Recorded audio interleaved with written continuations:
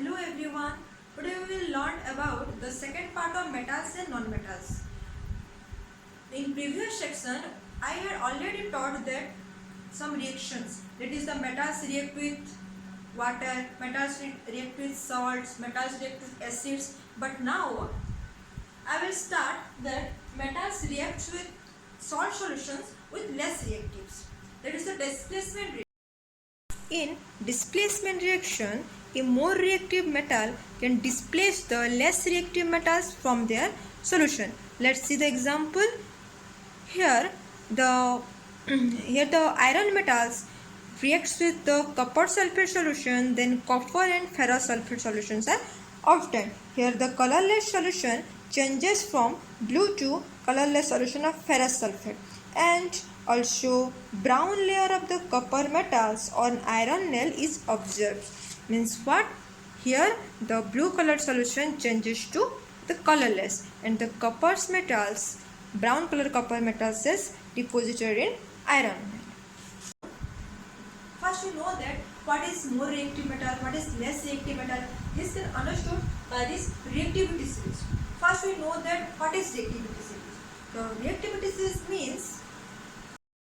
means the reactivity series is a list of metals arranged in decreasing order of reactivities. Means top to bottom the reactivity series of elements are decreases. The first most reactive elements is potassium and sodium, and the almost least reactive metals is Au and Ag, means gold and silver.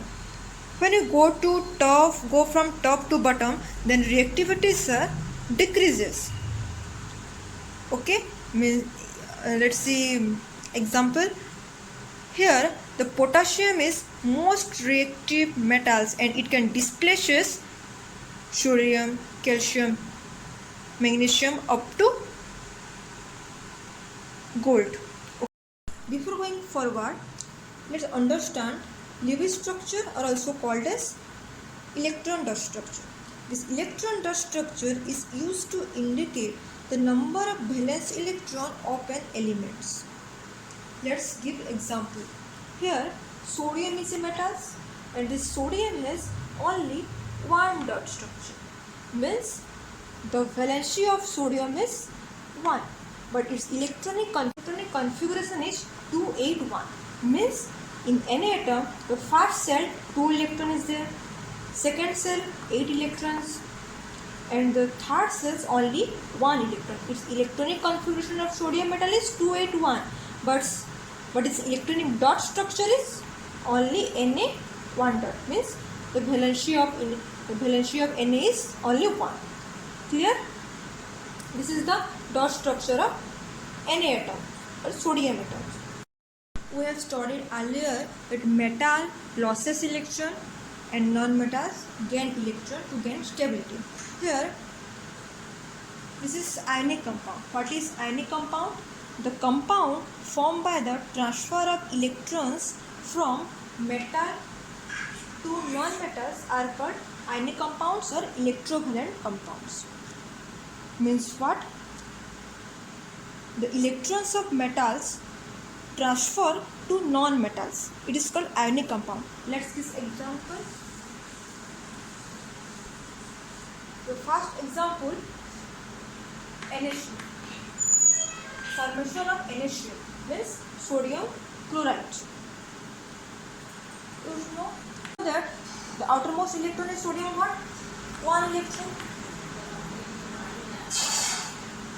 And chlorine 7 electrons.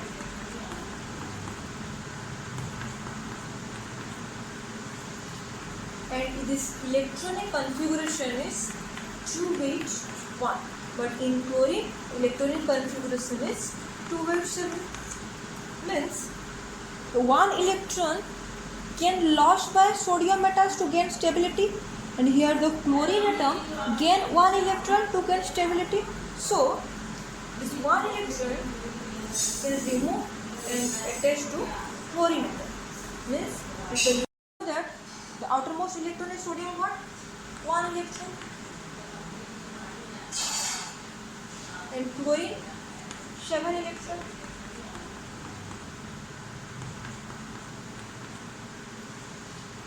and this electronic configuration is 2-bit 1, but in chlorine electronic configuration is 2-bit 7. Means one electron can lost by sodium metals to gain stability, and here the chlorine atom gain one electron to gain stability. So this one electron is removed and attached to chlorine atom. Means I can write it as equation form. In Na, one electron loss means Na plus 1 electron. Here its electron is 2-bit 1. One electron loss, then electrons are present in the outermost is 2-8, or this is 1 electron, so it's then negative charge, and this electron can goes into chlorine. Here chlorine 2-7, and it's gain this electron and form shear minus, means 2H. Then here 2-8 fulfill, and here Cl minus 2-8. Means it can initial compound is formed. This is sodium chloride. Let's start the properties of ionic compound. The first property is physical nature. Ionic compounds are solid, hard, and generally brittle. Brittle means what? When we hammer that, it is breakable. The second property is melting and boiling point. Ionic compounds have high melting point and high boiling point. Next is solubility. Ionic compounds are soluble in water but not soluble in petrol and kerosene.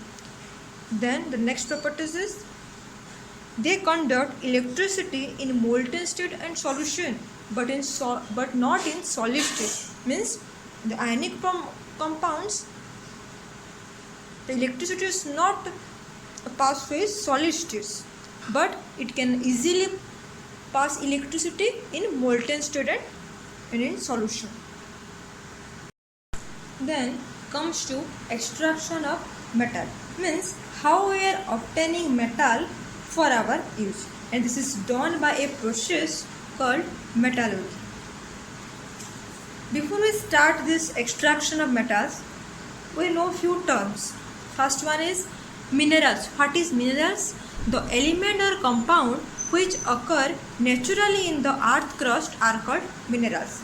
Means naturally occurs elements or compounds is called minerals. Then second term is ores.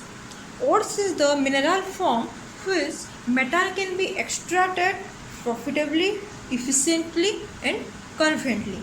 Means ore is the minerals form that is extracted from this. Then the third term is gauge. These gauge particles are the impurities present in ores.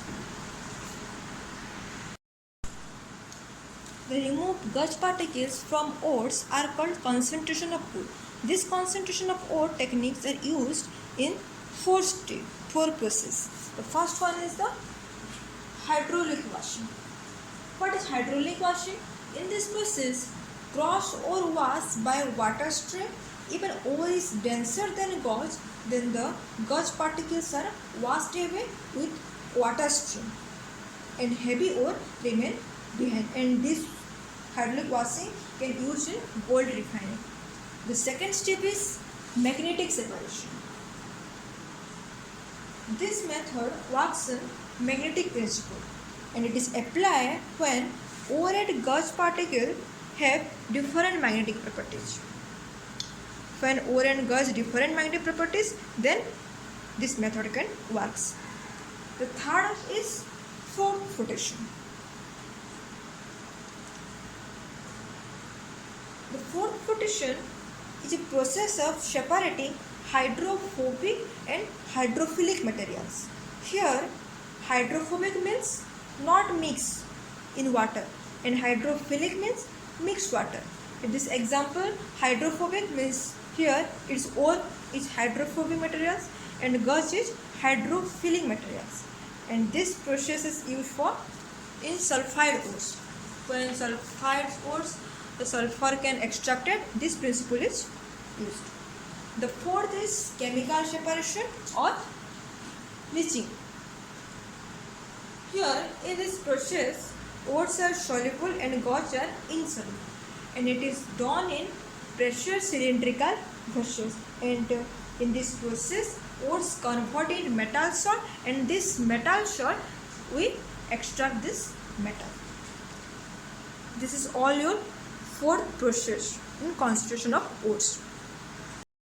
Then go into extracting of metals. The first step is extracting metals low in reactivity series.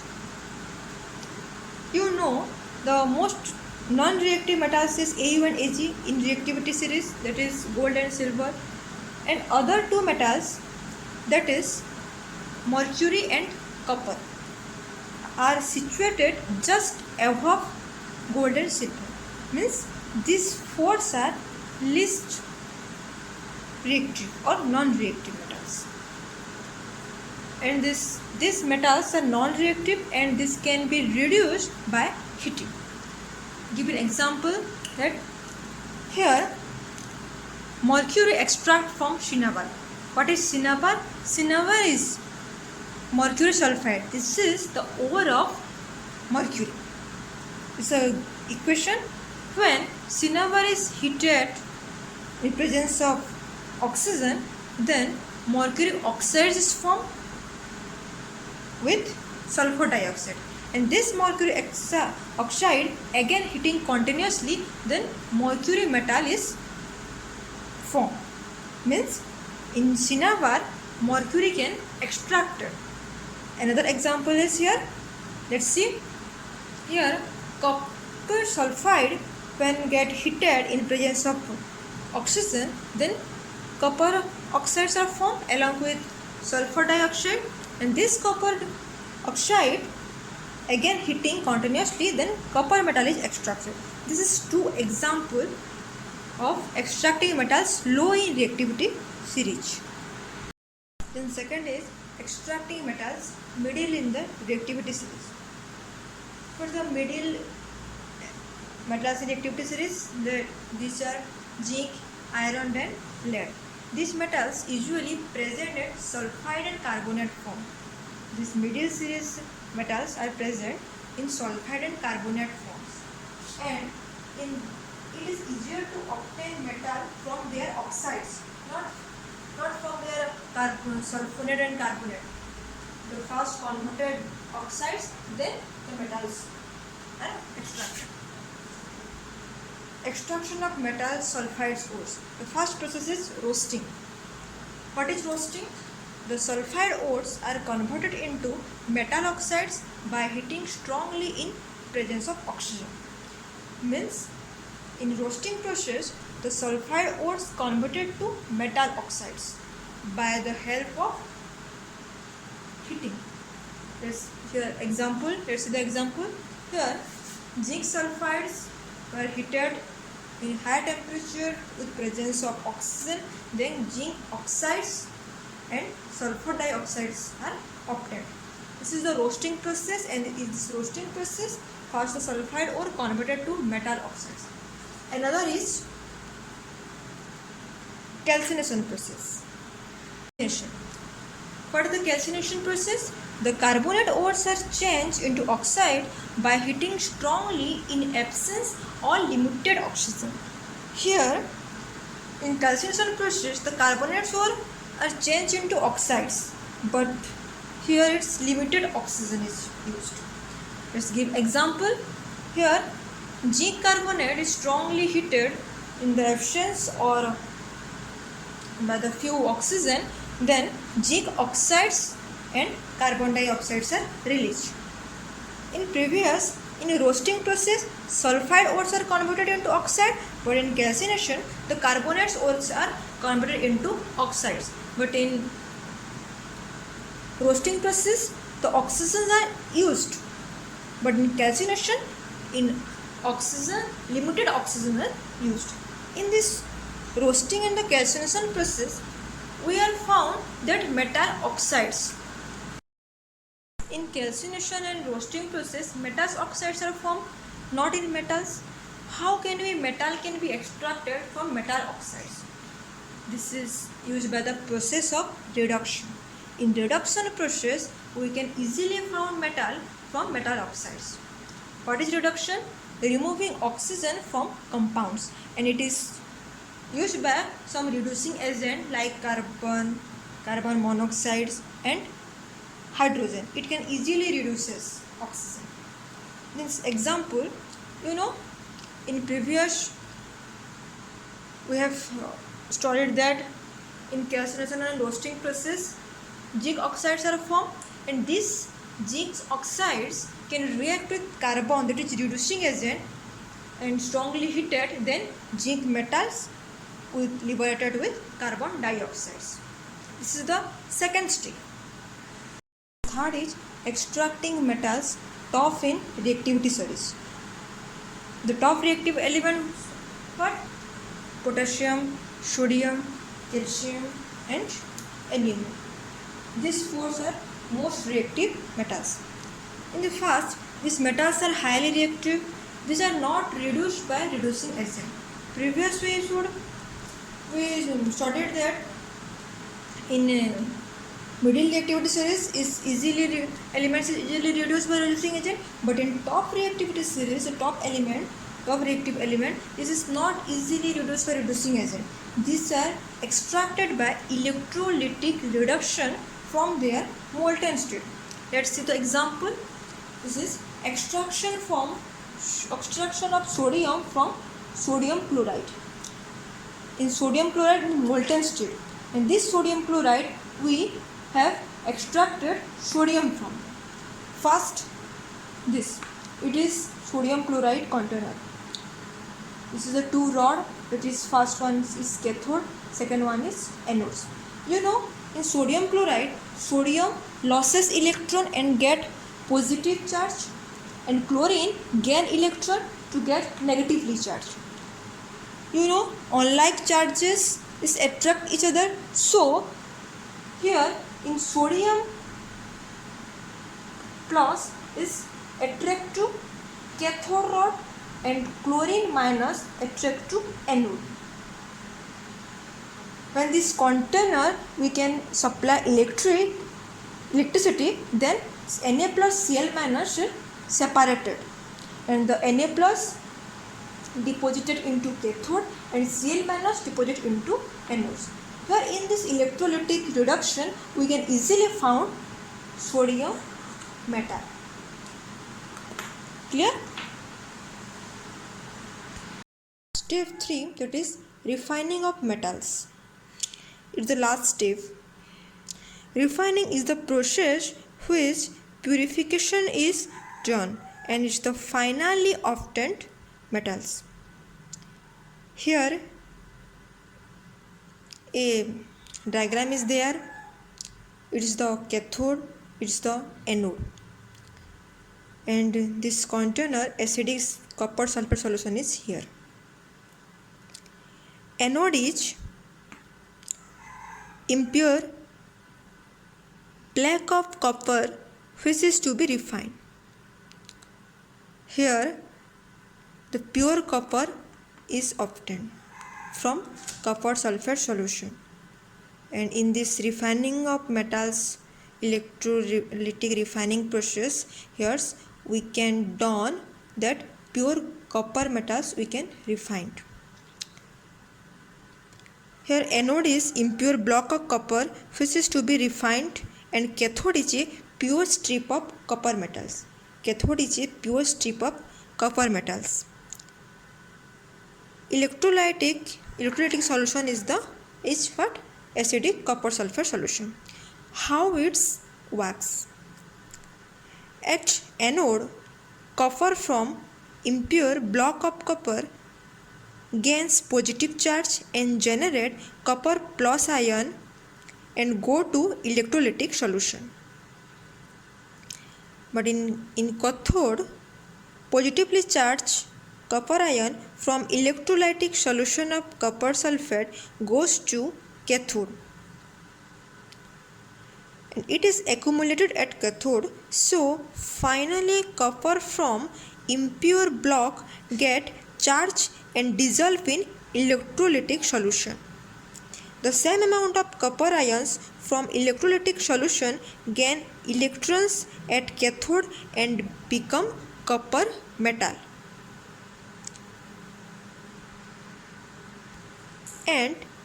And get deposited at cathode. So we get pure copper metal at cathode. The soluble impurities get dissolved and insoluble impurities get deposited below the anode. It is called anode mode. Then comes to corrosion. What is corrosion? Corrosion of metal means a layer of metal compound is formed over a metal.